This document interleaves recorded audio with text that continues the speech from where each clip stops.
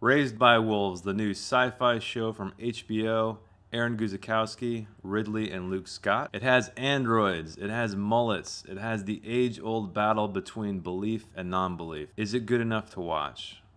Let's talk about it. So before I get too far into it, I want to talk about why I'm doing this. Why 3 episodes? Well, I feel like by 3 episodes, a show should be able to tell you whether or not it's worth your time. The first act should be done, or at least well on its way to being completed if we're talking about a 8 to 10 episode drama. It should establish the characters, the setting, the narrative, everything you need to know about where things are going to head. All of these things are a storyteller's responsibility to give to you, the audience. And as a writer myself, I believe strongly in this. I do not believe a novel or a book or a game or a TV show or movie should be a slog. You should captivate the reader or the viewer very, very early on and not waste their time. And when we're talking about a TV show that could be 8 to 10 hours long of your life, that could be a lot of potential wasted time. All right, enough of that. Let's get into Raised by Wolves. The first episode starts with two androids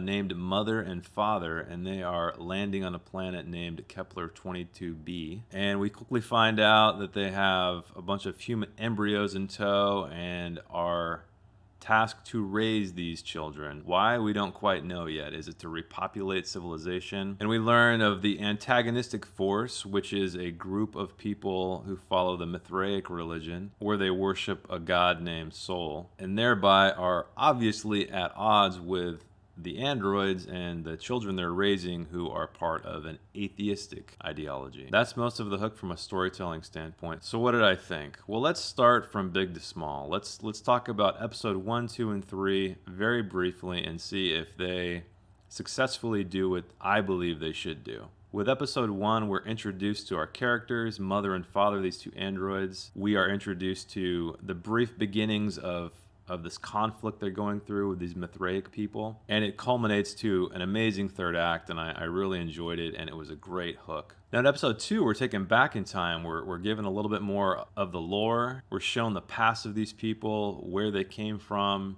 why they're doing what they're doing, and also introduced to how the world was at one point. More of the belief system of the Mithraic people and the civilization they built. Now episode 3 is a bit of both. So we have some flashbacks, which are giving us more insight into the characters we're introduced to, their pasts, and the history of this world. But the plot is also moving forward. We get more of the conflict that's happening between these two groups and glimpses of what they're trying to achieve. Now, episode 3, like I said, I feel like it should be the conclusion of the first act. We should have a clear idea of where the show's going from here on out. Sadly, I don't think we really do. The third episode ends in an odd way. It almost felt like a midpoint in an episode, and I know it was used as a cliffhanger, but for the larger narrative, it didn't feel like a logical stopping point. All right, now, so let's dig down a little bit deeper. I'm going to try to keep this somewhat organized, but I like this to be somewhat of a conversation. Hopefully you guys can contribute your thoughts to the comments, but I'll do my best to stay on track and not veer too far off. So first of all, let's talk about the aesthetic and the setting. So it's very reminiscent of films like Prometheus and Alien Covenant. So if you've seen those films, you'll see the commonalities here. It's just these vast landscapes, very barren, a nice mixture of organic and inorganic, amazing set pieces, larger than life. Feels like a cool mixture of what we know sci-fi to be now and what it used to be, which is even more apparent with the garb that these characters wear. So we have these androids, and they're wearing these sleek, detailless outfits. They have these weird, swoopy helmets they wear. And the Mithraic people, now at first, it almost looks as if these people stepped out of a Renaissance fair or Comic-Con.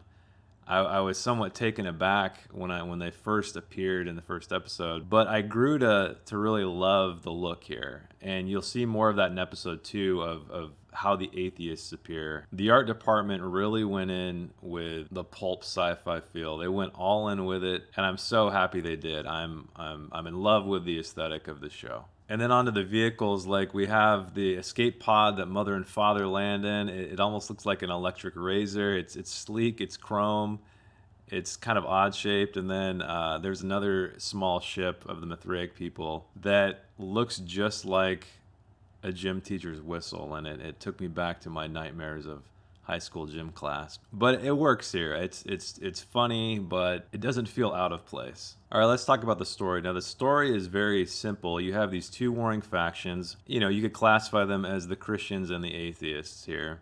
We have belief and non-belief at odds. The non-believers are the rebellion. They're the fringe. You could almost equate it to the Empire and the Rebel Alliance in Star Wars. But that's okay. I think simplicity is great. I think that sometimes we get too caught up in trying to make things seem overly realistic by adding more detail. But for me, that just tends to convolute things and make things confusing and hard to follow and make me feel like I need to pay more attention to those details instead of the characters who I should be caring more about. And I'm so happy here that the exposition is very light in this show. We are shown a lot of imagery. We're thrown in a lot of places that we don't understand, but that's great. It feels immersive. I love being in the atmosphere. I love not knowing. I love learning bit by bit as the writers tease it out. There's nothing I despise more than large info dumps in novels or movies. I think it's lazy and it's a disservice to the audience. And as I said here, the antagonist and the protagonist, I guess it depends on which side you think is good or bad. It's not really established here, other than the fact that we start out with the atheist being the two androids, mother and father, and the children. But I think that sometimes starting with the familiar is the way you should go. Don't try to reinvent the wheel every time. And they definitely didn't do that here, and it doesn't bother me in the slightest. Let's talk about the performances now. I think this is probably the weakest part of the entire show. We have Mother, who at the beginning behaves much like an android would.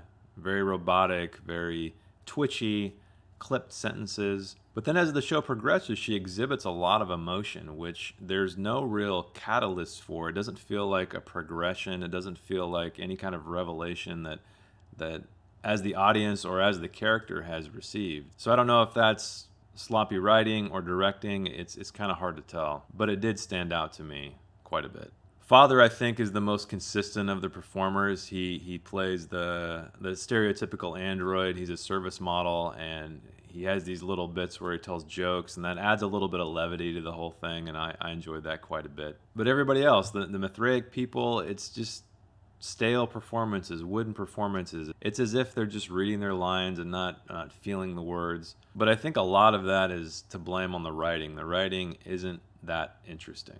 These characters aren't given interesting flaws or motivations, so I don't really want to put the fault on the actors here. I think they're doing their best with what they have. So unfortunately, the thing that I care about the most, character, is the weakest part of the show, in my opinion. And onto the characters. Not really anything interesting here, not anyone that you feel like rooting for. Even this small child named Campion, who's one letter away from, yeah, you know what I'm talking about. There's nothing really there, but thankfully most of the rest of the show makes up for it. All right, now here is the answer. Will I continue? Did the showrunners create a compelling story that wants me to keep moving forward? And the answer is yes. While there are things I didn't like about it, and the thing that attracts me most to storytelling, the character work, is the weakest, the setting is still captivating. It's giving me enough to wonder what's going to happen next. I do feel very immersed in this world. And so even though it's lacking a strong narrative or strong characters, I still feel compelled to watch. So I know that sounds kind of superficial and maybe going against my own theories on storytelling, but what can I say? They hooked me in enough to continue. I'd say right now the show's probably a solid 6.5 to 7 out of 10 for me. We'll see what happens as I progress. I believe this is a 10-episode show. I'm really hoping it's going to surprise me at the end. I appreciate the risks they're taking here with the visuals, and as heavy-handed as the belief, non-belief is done in the story, that's kind of one of my pet peeves about this whole thing, is the heavy-handedness of these two factions and what they represent. It doesn't quite rub me in the wrong way enough to stop here. So should you watch it? Well, I think if you're looking for a new sci-fi series that is different, it's probably like nothing you've ever seen before. With heavy drama, action, and a little bit of gore, this might be something you're into. If you're looking for something with deep character work and deep narrative work, it's a little bit light there, but they still have presented us with an interesting world, an interesting society that at the very least is cool to look at. So hats off to the art department and the production team. You created an element to this show that far outweigh the cons. So thank you for that. All right, I'm done. Raised by Wolves has captivated me enough to continue the season, hopefully finish it, after which I will review the entire thing, so keep an eye out for that. And if you're interested in storytelling and would like to see me create some work, please check out my series Worth 1,000 Words, where I write a 1,000 word short story on the spot based on a piece of artwork. Did you like the show? Let me know in the comments. Let's talk about it. I love the water cooler aspect of the week by week release. So until next time, thanks for watching, and I will see you in the next one.